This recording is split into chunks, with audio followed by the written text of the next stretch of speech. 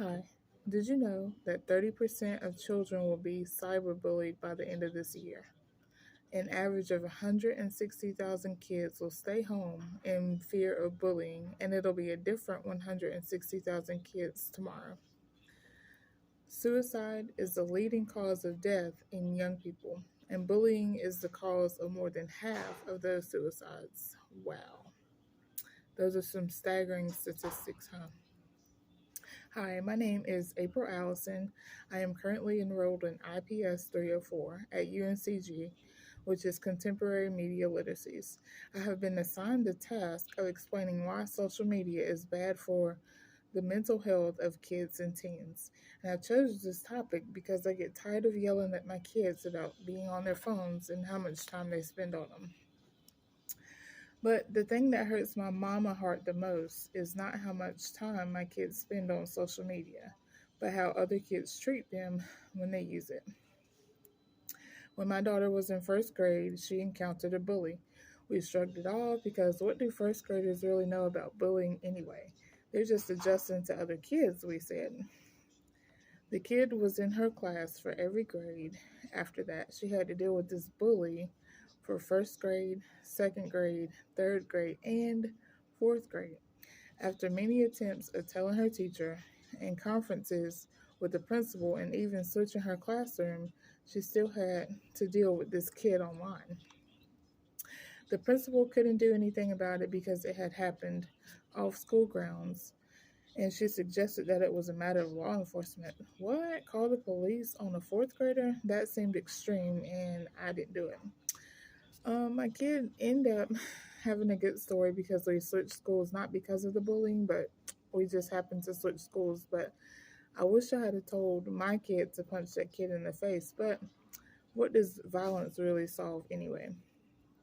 Throughout this course, I struggled to connect my topic with the assignment. My initial topic was how social media caused depression in teens, and that connected the media portion, but what about the literacy portion? As I was writing the speech, I made the connection. Social media causes depression in teens because of bullying. There is such a lack of literacy about a person's rights regarding social media. There is also a lack of laws and restrictions that protect those from being bullied and harassed. Social media is very wide open, and people are most free to act how they want to on social media. Really, the worst thing that can happen to you on social media is that your account is blocked or suspended, and this does not stop you from creating another account and continuing to harass other people. Comparison and self image are also a big deal when discussing teens and social media usage. Teens watch their friends and they watch their accounts closely, never missing a beat. They also see that the most popular and beautiful girl in school has beautiful straight hair, perfect skin, pretty teeth, and they begin to compare themselves with her. They begin to compare the likes that she gets on Facebook and thinks that that means approval.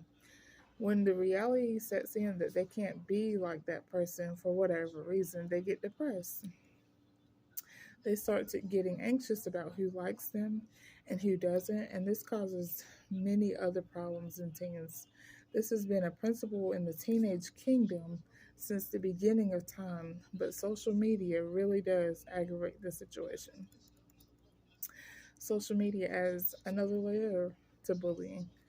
Bullying on social media becomes a big, big problem. It becomes a problem because teens feel like because there aren't any adults around to correct the situation, it can't be fixed. Teens who are bullied often feel they are alone and that they aren't validated because other people didn't see it.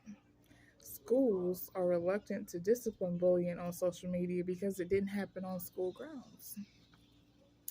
And school officials make it a law enforcement issue. They're just kind of passing the buck to the next person because it's yet another problem that they have to deal with.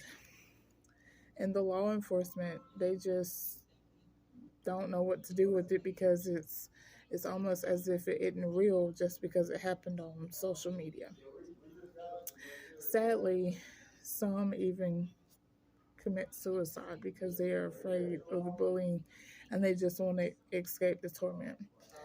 I think that we get so worked up about people having a freedom of speech that we neglect the rights to be treated fair and like a human being.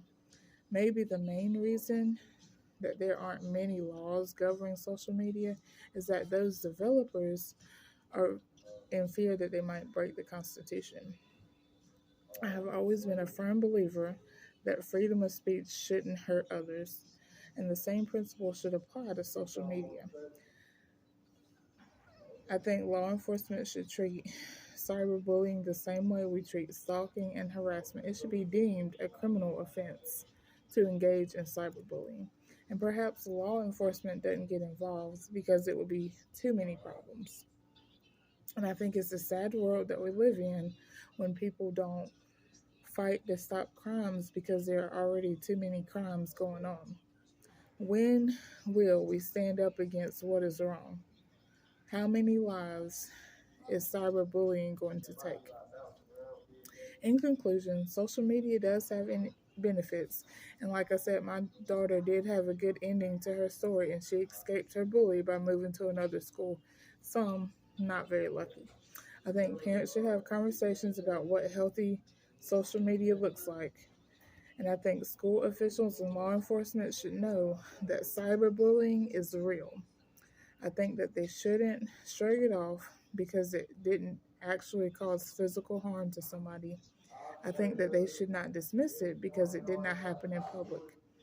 Because other people didn't see it, it doesn't mean it didn't happen.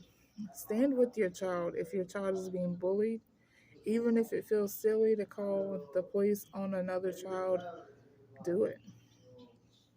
Validate your child. Let them know that you care and that they deserve to be treated good and not harassed and bullied by other people. If you or someone you know is being bullied on social media, please seek help. Despite how you feel, there are always people who will listen, and there are always people who can help. Please call the Suicide Prevention Hotline if you need help. 988.